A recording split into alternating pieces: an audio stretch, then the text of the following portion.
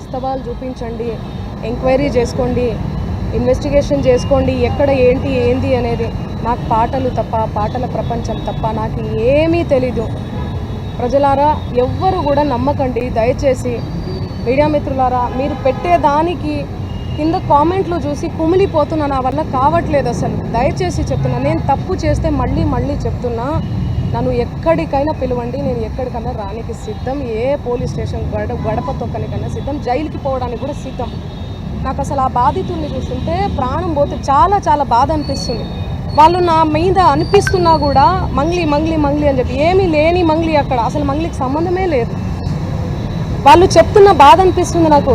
ఎందుకంటే ఆ పేదరికం నుంచి నేను వచ్చాను, నాకు తెలుసు అది ఆ పెయిన్ ఎట్లుంటుంది అనేది. వాళ్ళ దగ్గర నుంచి వాళ్ళని ఏమనాలి అసలు నాకు అర్థం కావట్లేదు నోటితో. ఆ మధు నాయక్, ఆ హేమకాంత్ రెడ్డి, ఈ సుబ్బారావు, ఏంది అసలు ఈ గేమ్ అంతా ఏందో నాకు అసలు ఏమీ కూడా అర్థం కావట్లేదు. గత 30 రోజుల నుంచి నా ప్రోగ్రామ్స్, నాకు అన్నీ కూడా రికార్డింగ్స్ అన్నీ కూడా వదులుకోవడం జరుగుతుంది. నాకు అసలు దయచేసి చెప్తున్నా, చేతులు జోడించి చెప్తున్నా, నా తప్పు ఉంటే నన్ను ఏ శిక్ష విధించినా కూడా నేను పడడానికి నేను రెడీ. కానీ దయచేసి నా మీద ఏమైనా కోపం ఉంటే దయచేసి చెప్తున్నా, మీరు చూపించే దాన్ని బట్టి ప్రజలందరూ కూడా మిస్లీడ్ అవుతుంది. ప్రజలందరూ ఏమనుకుంటారు, అరే ఏంది అసలు ఏంది మంగ్లీ అని చెప్పి అనుకోరా, నమ్మరా వాళ్ళు? డౌట్ వస్తుంది కదా. ఎంత ప్రేమించే నన్ను, ఎంత ప్రేమించే నా పాటలను హేట్ చేస్తున్నారు. అది దేనివల్ల? మీడియా వల్లనే కదా. మన media, social media, main stream media వల్లనే కదా. దయచేసి చెప్తున్నా, నేను రిక్వెస్ట్ చేస్తున్నా మీ అందరికీ. నేను అసలు ఒక్క మాట కూడా అనట్లేదు మీడియా లేకపోతే అసలు నేను లేను.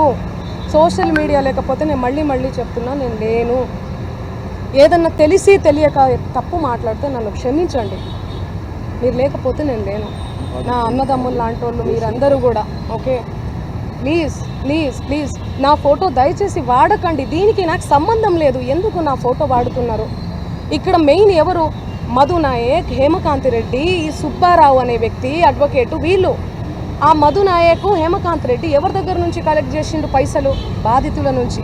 బాధితులకు నేను అండగా ఉంటా. ఏమైందో ఇది, బాధితులకు న్యాయం జరగాలని ఈ కేసు ఏమైనా ఇట్లా అవుతుందో ఏమో తెలియదు, భగవంతుడికి తెలుసు ఎరుక. కానీ నేను వాళ్ళకు తప్పకుండా అండగుంటా. వాళ్ళకు న్యాయం జరగాలి.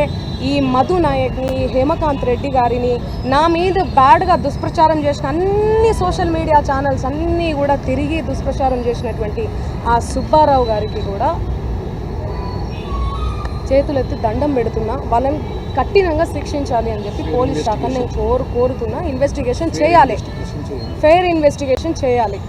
నేను ఇంతకంటే ఏమి చెప్పదలుచుకోలేదు. నిజానిజాలు ఆల్రెడీ మీకు తెలిసింది. దయచేసి చెప్తున్నా, థంబ్నెయిల్స్ చాలా పెయిన్ఫుల్గా అనిపిస్తున్నాయి, చూడలేకపోతున్నా. మా నాన్న, మా అమ్మ, మా ఫ్యామిలీ చాలా క్షోభకు గురవుతున్నారు. నాకు మా నాన్న అంటే చాలా ఇష్టం. చూడండి, చిన్నప్పటి నుంచి నేను మా నాన్న స్టోరీ చెప్తే మీరే ఏడుస్తారు. చిన్నప్పటి నుంచి నేను మా నాన్నని కాపాడుకుంటూ వచ్చిన. నేను ఎవరికైనా కూడా ఎమోషనే అమ్మా నాన్న అంటే. మీ ఫ్యామిలీలు కూడా మీకు ఉన్నాయి. మీరు చూపించే దాన్ని బట్టి జనాలందరూ కూడా తప్పుదోవ పడుతున్నారు, మిస్లీడ్, తప్పుగా అర్థం చేసుకుంటున్నారు. నన్ను తిడితే మీకు ఇష్టమా? మీ ఇంటి ఆడబిడ్డ లెక్క కదా నేను. చెప్పండి, మీరు పెట్టేదాన్ని బట్టే కదా వాడు తిడుతూ ఉంటారు. వాళ్ళు కింద అసలు వాళ్ళకి ఏం తెలుసు? ఏం మాట్లాడినా కూడా అసలు గాడిద మీద కూర్చొని పోతే అసలు గాడిద మీద కూర్చొని పోతుంది అంటారు. కింద నుంచి పోతే అసలు ఎందుకు? ఎడ్డమంటే తెడ్డమంటే ఎడ్డం. దయచేసి చెప్తున్నా, నేను రిక్వెస్ట్ చేస్తున్నా, ప్లీజ్. ఎమోషన్ అయిపోతున్నా చాలా. నేను తప్పకుండా బాధితుల తరపున ఉంటా, నిలబడి ఉంటా. 100% బాధితులకు న్యాయం జరగాలి, వీళ్ళను కఠినంగా శిక్షించాలి, అంతే.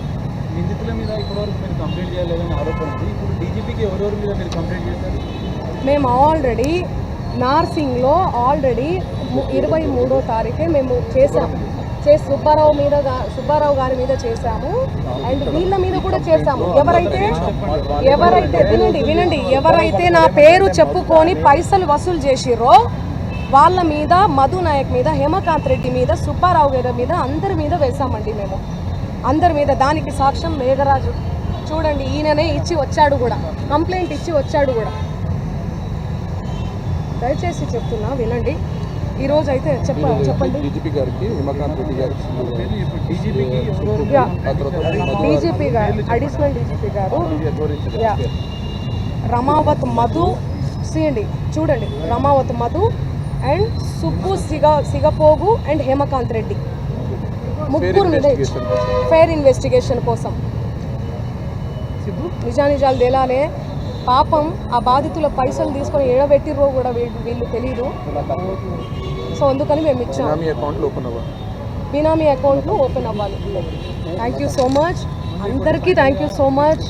నేను మళ్ళీ నా పాటతో వస్తాను, ఓకేనా? Thank you. Investigation officer investigation చేస్తారు, తప్పు ఉంటే తప్పకుండా. పోలీస్ శాఖ ఉంది. సారీ ఇన్వెస్టిగేషన్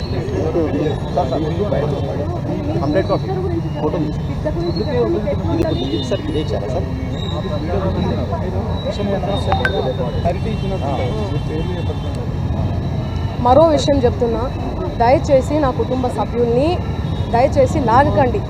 నేను ఒక కోడి పిల్లల్ని ఎట్లా రెక్కల కింద దాచుకుంటుందో అట్లా దాచుకొని వచ్చిన వాళ్ళని దయచేసి బజార్లో వద్దు అన్న, దయచేసి చెప్తున్నా. ఆ చెల్లెలు వద్దు, ఫ్యామిలీ జోలికి వద్దు, ప్లీజ్ రిక్వెస్ట్ చేసుకుంటున్నా, please. Thank you so much.